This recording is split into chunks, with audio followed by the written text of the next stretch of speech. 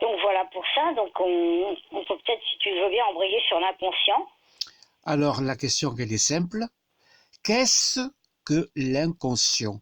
Est-ce que c'est le même qui est utilisé dans le quotidien qu'on appelle l'inconscient collectif? Et dans ces cas-là, ça serait un copain ou un petit ami du mental? Ou est-ce que c'est autre chose? Alors, l'inconscient, en fait, le premier à avoir mis en évidence l'existence de l'inconscient, c'est Freud. Alors, je précise que je n'adhère pas, pour ma part, à la totalité des théories de Freud, qui, je trouve, en plus de ça, ont été très, très largement déformées par ses interprètes par la suite. Mais c'est vrai que Freud a quand même eu le grand mérite de mettre en évidence l'existence de ressorts inconscients à nos comportements. Et notamment, il a mis en évidence le fait que, alors que nous étions enfants, nous avons tous vécu, on va dire, des événements difficiles. Alors ça peut être n'importe quoi, ça peut être un déménagement qui va t'avoir séparé de tes premiers amis, ça va être la mort de quelqu'un, et où on va pas t'avoir tout dit au départ, on va pas avoir accompagné l'enfant comme il aurait fallu qu'il le soit au moment de la mort du grand-père ou de je ne sais quoi. On a tous comme ça vécu au moins un jour ou l'autre des événements difficiles et surtout difficiles à intégrer et à comprendre quand on était enfant. Et de fait, ce que fait l'inconscient à ce moment-là, c'est de refouler l'événement, de jeter un voile en quelque sorte sur la mémoire de l'événement, parce que l'événement à ce moment-là est ingérable. Donc pour ne pas avoir à gérer cet événement-là, l'inconscient va jeter un voile sur la mémoire que nous avons de cet événement. Et les approches, plusieurs approches en psychologie, que ce soit la psychanalyse, alors la psychanalyse freudienne avec sa lente et longue confession qui va faire revenir des choses, etc., par association d'idées. Par exemple, la personne sur le divan du psychanalyste va dire telle ou telle chose, et le psychanalyste va dire tiens, tel mot, ça vous fait penser à quoi, bon, etc. Et par libre association d'idées comme ça, les choses vont revenir et les choses enfouies très très très loin vont ressurgir du passé et du coup pouvoir être enfin pleurer, c'est-à-dire qu'on va enfin pouvoir laisser pleurer cette petite fille ou ce petit garçon qui est tapis à l'intérieur de soi et qui à l'époque n'a pas pu le faire. Et puis il y a une autre approche que moi j'aime bien, c'est celle par l'analyse des rêves, parce que les rêves, effectivement, le rêve enlève ce voile, euh, donc ce voile que notre inconscient a jeté sur la mémoire des événements. Le rêve fait tomber ça, fait tomber ces barrières-là, fait tomber ces tabous et permet à l'inconscient d'envoyer au conscient des messages. Et le double intérêt de l'analyse des rêves, selon moi, c'est que ça permet d'aller vite, ça permet d'aller plus vite que la psychanalyse freudienne, parce que le rêve vient dire immédiatement pointer du doigt, si j'ose dire, la cause et le problème. Et puis surtout, comme il parle un langage symbolique, mais un langage symbolique somme toute assez simple à comprendre, le rêve va permettre de rendre acceptable, disons, d'aider la personne à entendre ou à voir ce que jusqu'à présent, l'enfant qui a été cette personne n'a pas pu ou entendre ou voir, parce que à cette époque-là de sa vie, c'était trop dur. Ça, c'est l'inconscient tel que Freud l'a mis en évidence. Et puis l'inconscient collectif, pour répondre à la deuxième partie de ta question, l'inconscient collectif, c'est le psychanalyste Carl Jung qui l'a mis en évidence. Et cet inconscient collectif, il est fait notamment d'archétypes, c'est-à-dire d'images et de symboles qui sont beaucoup utilisés dans les rêves, d'ailleurs. Et entre autres,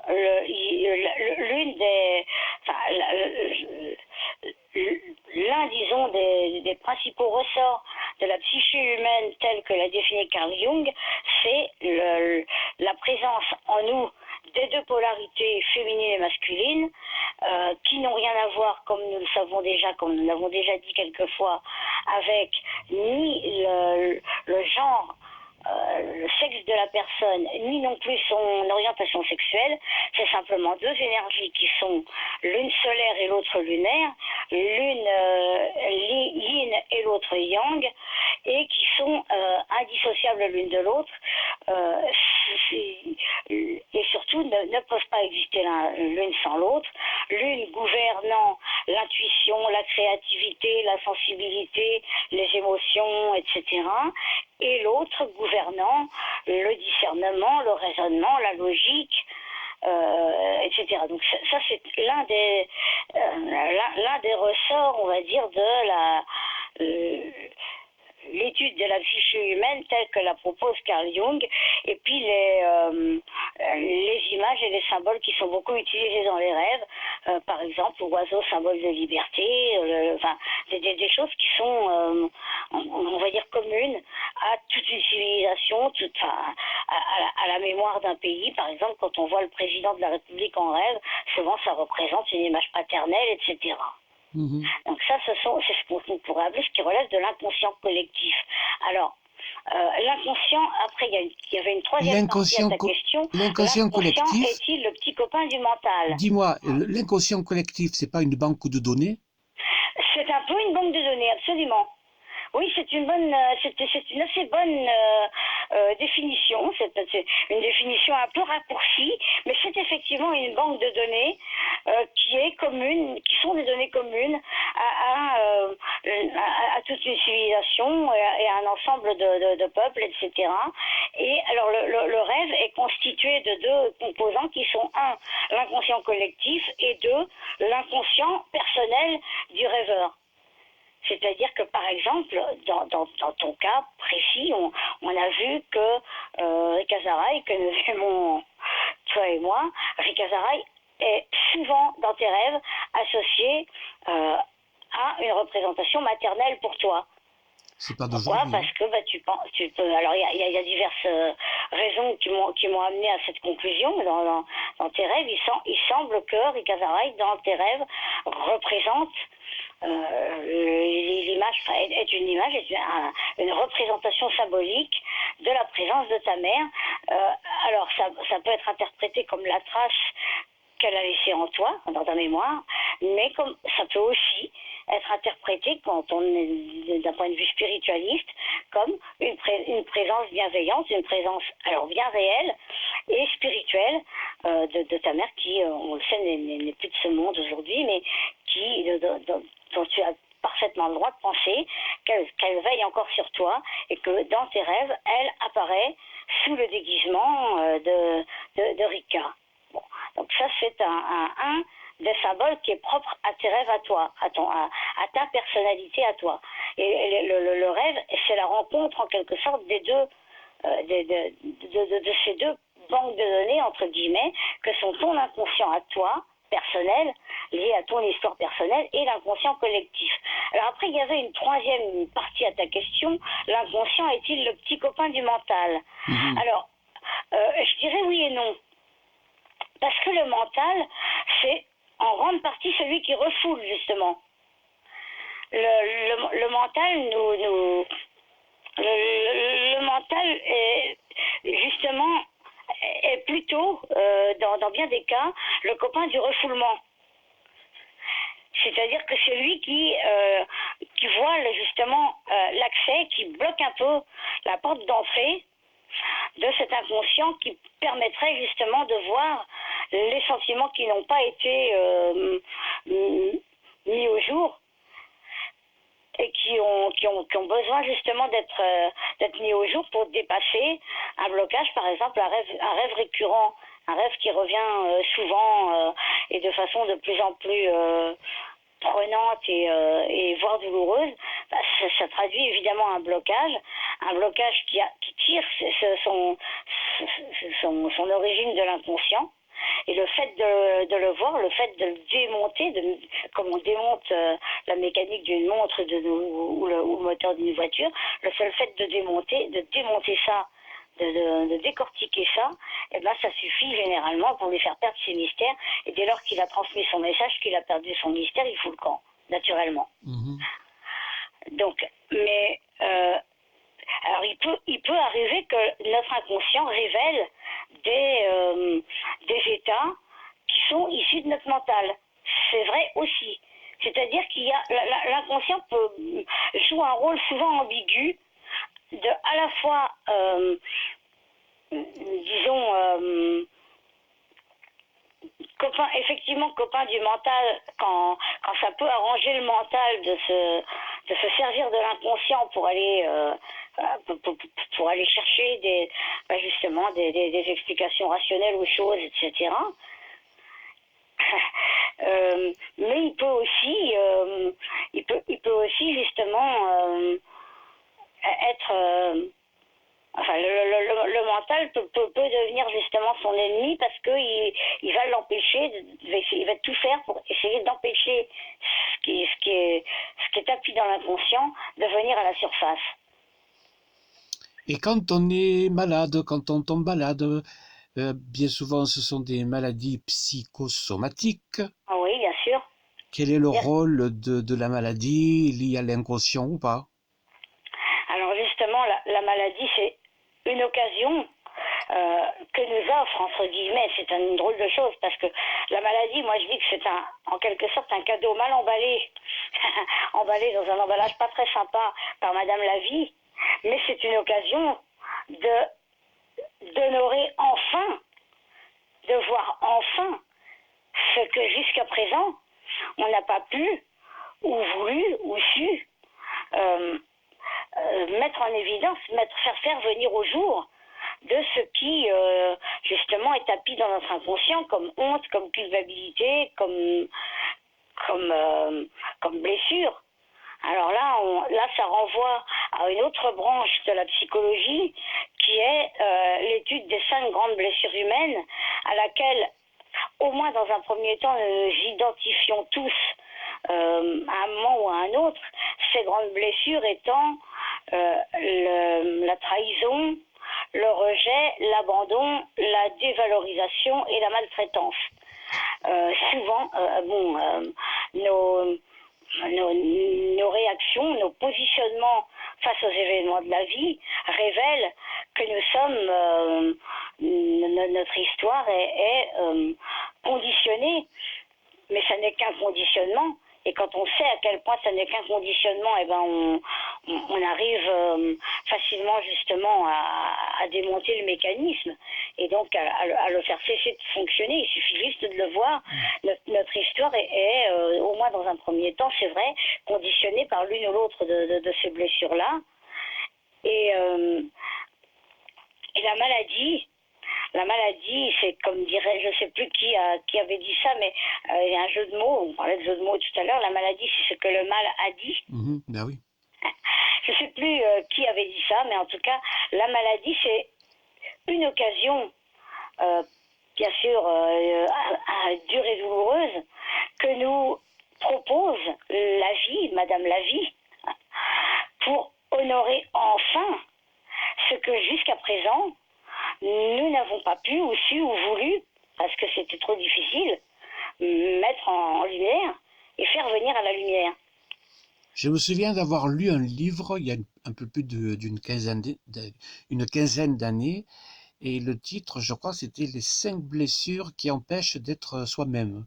Mais je me rappelle plus. Alors ça c'était effectivement un livre de Lise Bourbeau. Voilà, c'est ça, Lise Bourbeau. Je connais ce bouquin.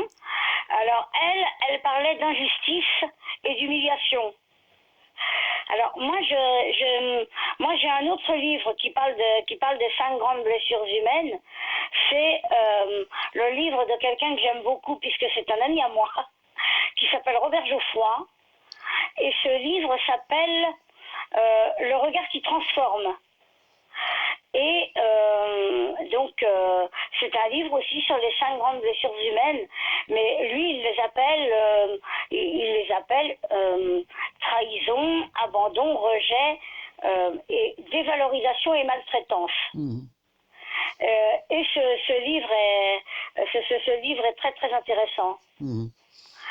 Et moi, je sais que j'ai beaucoup travaillé donc avec Robert Geoffroy, c'est un ami à moi, D'accord. c'est pour ça que j'ai appelé les blessures dont nous parlons de ces noms-là. Mais c'est vrai qu'il y a une espèce de synchronicité entre la sortie du livre de Lise Bourbeau et le moment où Robert Geoffroy, donc l'ami dont je te parle, était en train à ce moment-là de rédiger ses portraits, c'est-à-dire les portraits des 5, on va dire, blessés types avec les caractéristiques de chacune des blessures, des réactions qu'elles engendrent, des croyances, etc., qui leur sont associées. Et tout ça, les croyances, etc., tout ça, alors c'est vraiment du mental pour le coup. Alors, les croyances que nous associons à nos blessures, par exemple, le genre le bonheur c'est pas pour moi, je suis nulle, etc., j'y arriverai jamais, Tout ça, etc., c'est le, etc. tout ça, c'est Alors ça, c'est vraiment du mental. le mental, eh oui. Il est là, lui. Hein. Et là, on revient vraiment dans le mental. Et c'est des croyances qui peuvent être conscientes ou inconscientes. C'est en ça que le mental n'exploite pas que l'inconscient, il exploite aussi le conscient. C'est un, un fonctionnement, à la fois une espèce de personnage en nous et un mode de fonctionnement qui est extrêmement malin, et il faut beaucoup d'observation pour le voir à l'œuvre et lui dire ce qu'il prend, quoi. Et bon, ce qui est intéressant, c'est que plus on s'habitue, plus on s'exerce, entre guillemets, à prendre en défaut le mental, moins on met de temps finalement à le prendre à son jeu, quoi, à le prendre, à le prendre la main dans le sac en quelque sorte, en train de jouer avec nous et on lui dit ah je t'ai vu, quoi. Et le seul fait qu'on lui dise je t'ai vu, bah, il reprend la place parce que le mental c'est un très très bon serviteur. Il nous est très utile pour faire des opérations intellectuelles, pour compter notre argent, pour faire des opérations mathématiques, pour écrire à l'administration et tout ce qu'on veut. Mais alors quand il vient se mêler de nos états d'être et de nos sentiments, alors là il devient extrêmement envahissant et pas sympa, quoi. Il faut lui tordre le cou. Bah, il faut en tout cas peut-être pas lui tordre le cou, c'est pas la peine d'être aussi violent que ça, mais juste dès lors qu'on le voit à l'œuvre, lui dire je t'ai vu mon vieux. Je t'ai vu. C'est un peu comme jouer avec lui à coucou. Mhm. Tu sais, quand on jouait, quand on était enfant, quand on faisait jouer à coucou et mon bébé. Eh oui. Coucou, je t'ai vu. Et là, c'est fini. Il a fini, du coup, il arrête. Le seul fait il s'arrête. D'accord. C'est ce qu'il y a de sympa avec l'ego, qui en est le pur produit. L'ego étant le pur produit du mental. Ce qu'il y a de sympa, c'est que dès qu'on le met en évidence, dès qu'on le voit à l'œuvre, boum, il fout le camp. Bon, l'ego, le mental, ce sont des jumeaux. Ce sont en tout cas l'ego. Moi, je dirais plutôt que l'ego est le fils du mental. L'ego est sa production. C'est sa création. C'est la création du mental. C'est le mental qui le fabrique. Mhm. C'est un pur produit du mental. Donc c'est papa et c'est le fils à papa, quoi. Ouais. C'est en quelque sorte le mental, c'est en quelque sorte disons le papa de l'ego en quelque sorte. Oui. D'accord. Mais ce qu'il y a d'intéressant, c'est que l'ego, enfin l'un comme l'autre, dès lors qu'on les prend en flagrant délit justement de fonctionnement, puisque c'est eux qui nous inspirent des croyances, etc., ou des réactions. Par exemple, si je suis marquée par la blessure de trahison, je vais avoir tendance à m'isoler, à ronger mon os dans mon coin, à ronchonner. Ben, quand je me vois en train de faire mon ronchon, je dis ça y est, te revoilà, toi. Et je rigole de moi-même. Mais à la limite, on apprend à en rire, on apprend il y a un truc qui marche, il y a un truc qui marche très très bien contre les fascicides du mental, c'est l'autodérision. Ben, j'allais te le dire, maintenant, la joie de vivre, le bonheur, Ouais, la les humours sur légèreté, soi-même. l'enfant intérieur, ça appartient quand même à l'âme. Bien sûr, notre enfant intérieur. Notre enfant intérieur, c'est justement lui qui a besoin justement d'être chouchouté, Ho'oponopono, qui est une pratique merveilleuse, c'est une façon de chouchouter notre enfant intérieur. Moi, C'est-à-dire que tu es en quelque sorte le père ou la mère, à la fois le père et la mère, puisque tu es, comme tu le sais, une association extrêmement équilibrée et bien et merveilleusement faite par Madame Lavie de masculin et de féminin. Donc tu es à la fois le père et la mère d'un enfant intérieur à qui tu dis je suis désolée de ne pas avoir forcément vu à quel point cette blessure, ces événements-là, quand j'étais petit, etc., t'ont fait du mal. Et du coup, le seul fait du coup, d'une certaine façon, à la fois tu lui demandes pardon et tu lui pardonnes, et tu lui dis, du coup, le seul fait de voir ça, de reconnaître ça en toi, tu ressens de la gratitude. Ça provoque un tel allègement que tu ressens de la gratitude. Tu dis merci et finalement je t'aime. Pourquoi? Parce que tout ça, au fond, c'est de l'amour. Finalement, contrecarrer le mental, ça ne serait pas mieux d'être en contact avec l'enfant intérieur, être en contact avec la nature et avec les animaux? Bien sûr, entre autres, par exemple.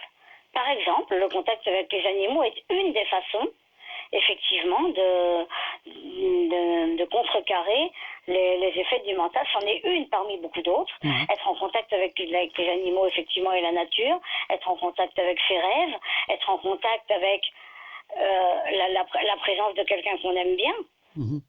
Que ce soit en amitié. Alors, aimer, c'est beaucoup de choses. Hein. Ça peut être aimer, c'est l'amitié, c'est aimer un enfant, c'est l'amour quand on a un compagnon ou une compagne. Mais le seul fait, en fait, moi je dirais, pour être plus généraliste, le meilleur antidote au mental, c'est de vivre le moment présent. C'est d'être pleinement dans le moment présent. De ne pas projeter des croyances issues du passé ou des imaginations issues des imaginations sur l'avenir, des projections d'idées que notre mental nous inspire concernant l'avenir, qui sont en général des catastrophes. Le meilleur antidote au mental, c'est le moment présent. Et le moment présent, ça peut être effectivement caresser un animal, se balader avec quelqu'un qu'on trouve sympa. Mon moment présent de tout à l'heure, c'était d'acheter du grillage pour mettre là où j'ai mis mes deux petits cochons d'Inde, et j'ai vu des cages oiseaux, ça me donne envie d'avoir aussi des oiseaux. Et ben voilà, tout simplement, c'est juste l'enfant intérieur, il est là, ça quoi. chouette, etc. Enfin bon, c'est le moment présent. Le meilleur antidote au mental, c'est juste d'être dans le présent. Ah bien, de quoi faire. De vivre l'instant présent, de juste se poser et tiens, qu'est-ce que je ressens au moment présent. Ok. Très chère Isabelle, je te remercie de cette longue intervention, et crois-moi, à mon avis, il y en aura d'autres. D'accord, quand tu voudras. Ok. Voilà. À la prochaine. Dans